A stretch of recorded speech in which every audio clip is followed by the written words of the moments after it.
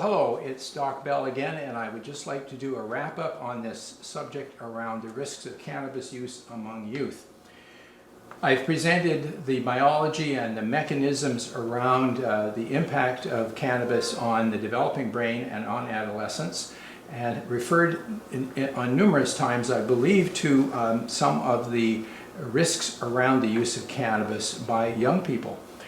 I thought in pulling all of this data together into one nice little package, I would first introduce kind of a concept around why particularly are adolescents at risk. So what I've done is I've done this rather very straightforward, simple graph of overall development of the individual, beginning at birth, running through to about 25 years. And this curve, okay, and this arrow is just increasing aspects of our growth, being able to walk, run, write, read, talk, sense of humor development, developing a sense of place, just who we really are. And of course, for toddlers and infants, it's a lot about learning toilet training and getting out of diapers and learning to walk and run. And as we get older, our parents may take us to soccer matches, or if you're up in Canada, it might be hockey or lacrosse and that sort of thing. But basically the first 10 or 12 years of life are really family, parent directed. All of a sudden though, you're getting into adolescence where the shift is to finding independence and who you are, and developing relationships outside of the family that are every bit as important, if not, and certainly for adolescents, often more important than their family relationships. So we have a little spot here between roughly 12 or 13 years of age and 19 or 20 years of age. And it is during this time that socialization is so important, finding friendships, getting a sense of belonging, developing self-image, self-esteem, your sexuality, all kinds of things that are so important to who we are seem to come into play during adolescence. And obviously it's a little bit of an up and down time. Adolescents are known to be less risk averse and they take more chances. That's just the way things are. And then finally we get into emerging adulthood, which is like 19, 20, 21 years of age. And you're kind of through that theoretically. Obviously you can add or subtract a year around here as well. It's not absolutely fixed. But because of this phase in life, adolescents are very susceptible to emotionally charged events. And it reflects partly, I think, a developing brain. And it is in this area that cannabis can kind of intercept this individuals in this phase and have its main impact. And I think, personally, from the reading, it's a time when there are biologically and neurologically different fluctuations in brain chemicals such as dopamine and serotonin and that sort of thing. So when exposure to cannabis occurs, the alteration of the operations, if you will, the chemical operations, can produce unexpected, unintended consequences for that child. The bottom line is, no matter what the actual mechanism is, these are really important facts for you to be aware of. First of all, 1 out of 6 adolescents who use cannabis regularly will develop cannabis use disorder or an addiction, whereby they feel compelled to take cannabis every day for attaining a sense of feeling good, feeling at one with their environment. As opposed to adults, where it's about 1 in 9. It's about a 50% greater likelihood or risk of addiction among teens than among adults.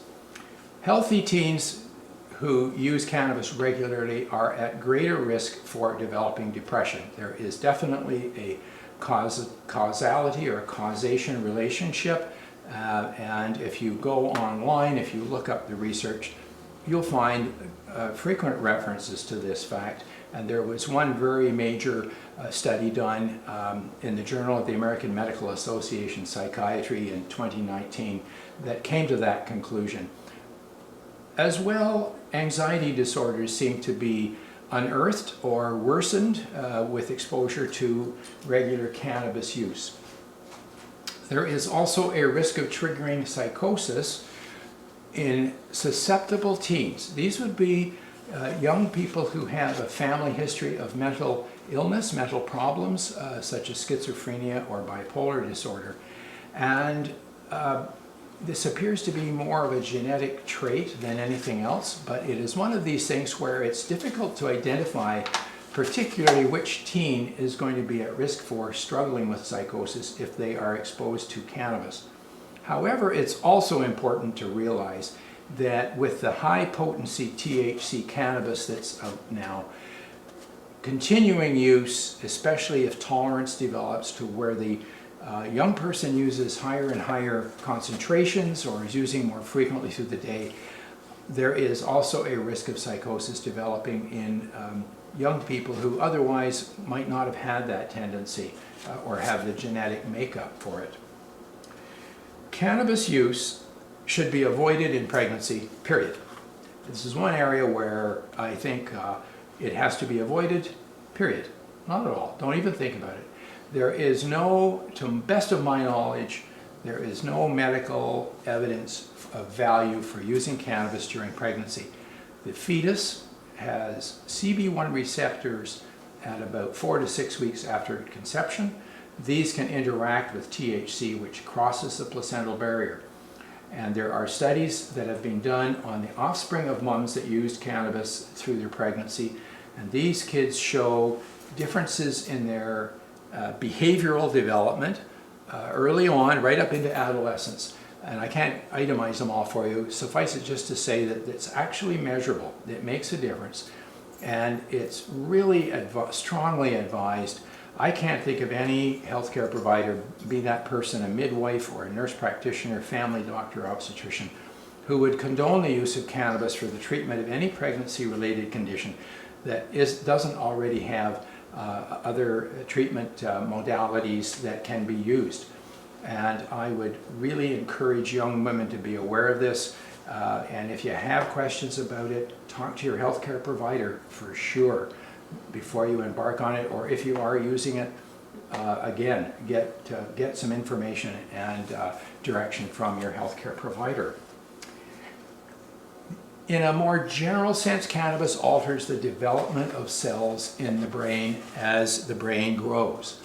And I referred to this as interference with the pruning of the neurons, and it is showing up in some magnetic resonance imaging, MRI scan studies where the lining, the outer lining of the brain is thicker than normal.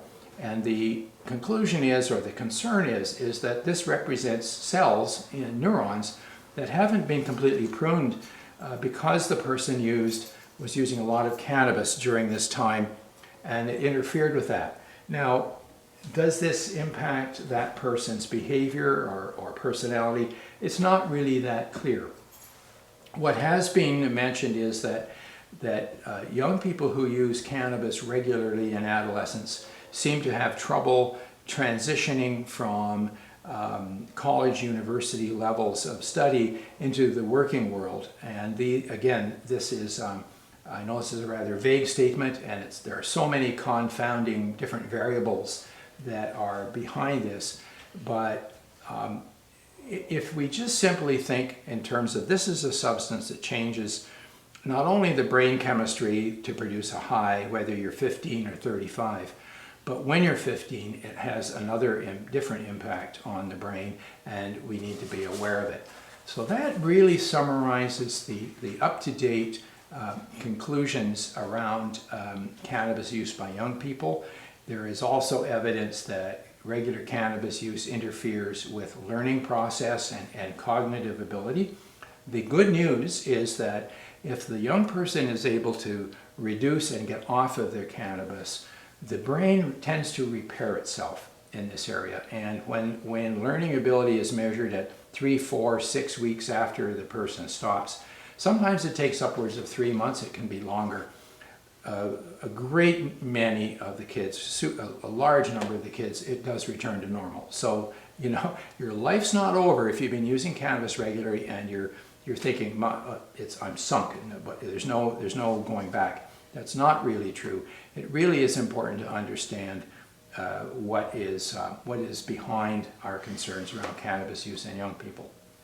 So I'm going to switch over right now to the last piece, and that is for adults, for parents, caregivers, in talking with teens. And what is our role as parents or grandparents here?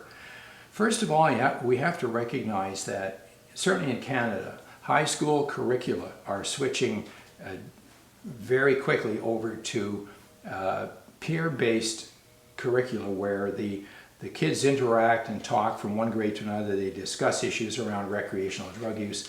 The Toronto District School Board has started a recreational drug educational program at grade 6 level. And this goes all the way through to the end of high school. My niece sat on the committee drawing this up, and she has informed me that the TDSB will provide this curriculum free of charge to any interested school board. It's certainly worth, if you're an educator and you're watching this, it's certainly worth looking up what their curriculum is all about. However, kids spend a lot of time with families and are at home. And, you know, in development, there's opportunities in here to have talks with your kids and to kind of position yourselves as parents with respect to what your expectations are with your children. You know, you would want them to make good decisions, to be well informed, to be well armed in moving through life as we know it. So where do we fit in then? Well, first of all, I would say that what we think and say to our kids, it does matter. Surveys of adolescents have shown that adolescents value their parents' opinions. They look to their parents for direction, it's an extremely important thing to be aware of as a parent. They may look like it, but they're not ignoring us. As well, they value information that is credible and is good, and they don't want to feel they're being manipulated by a parent or a teacher, that sort of thing. So the Nancy Reagan, President Ronald Reagan's wife, had this program that was just say no to drugs. That kind of thing isn't really what I'm talking about. It's really talking about expressing concern for the welfare of your child.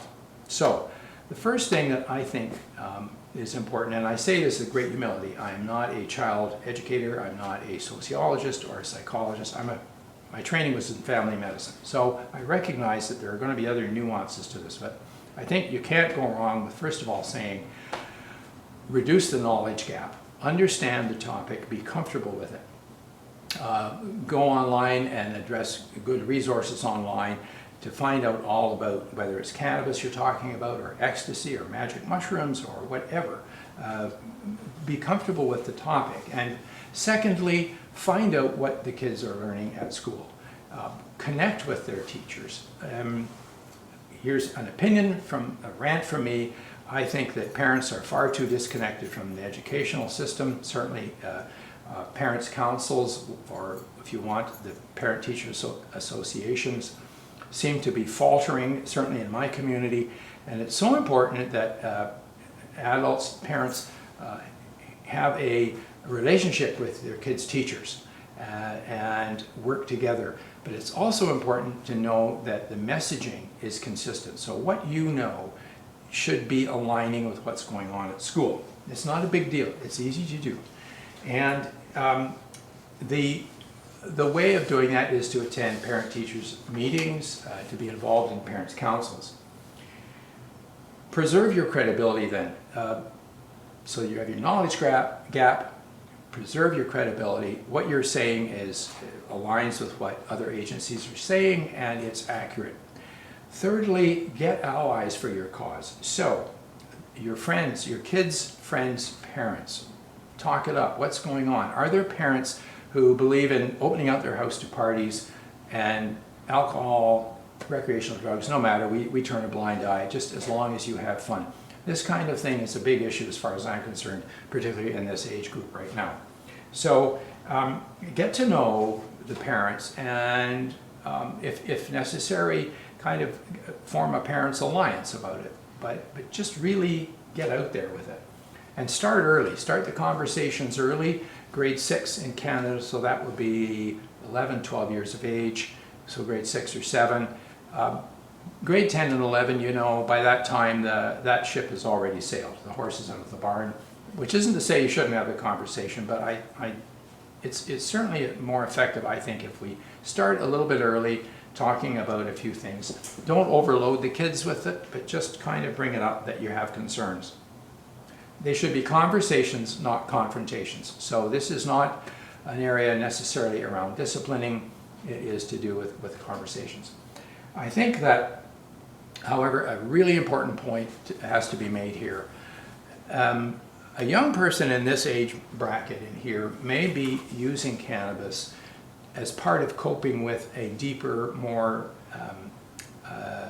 more significant mental health issue that's already there. So if they're, for example, being bullied, or if they're struggling with anxiety or depression from a lot of what they get on social media, which, by the way, has been a very significant contributor to the increase of anxiety and depression disorders in teens. I think most sociologists and psychologists are coming to this conclusion that this endless stream of information and emotionally charged information, the use of algorithms by the platforms that shift kids into areas where they get exposed to various influencers, ranging from how to behave socially, to makeup, to music, and to dress, and so on. A lot of it implying that if you're not doing that, you're some kind of substandard human being. And this is a really very subtle and sometimes not so subtle undermining process at a very vulnerable age. So it's really important that parents not come down on a teen when they're under stress already, and that cannabis use or substance use may not be the main issue, and simply coming down on them may actually drive them further away from you, may increase their stress. Oh my God, I'm using something that's going to harm me, you know, and have an unintended outcome. I think it's more important that if you're sensitive to your child and these issues, those should be tackled before you worry about whether they're smoking weed once or twice a week. And I know that many people in mental health agencies would agree with this very strongly.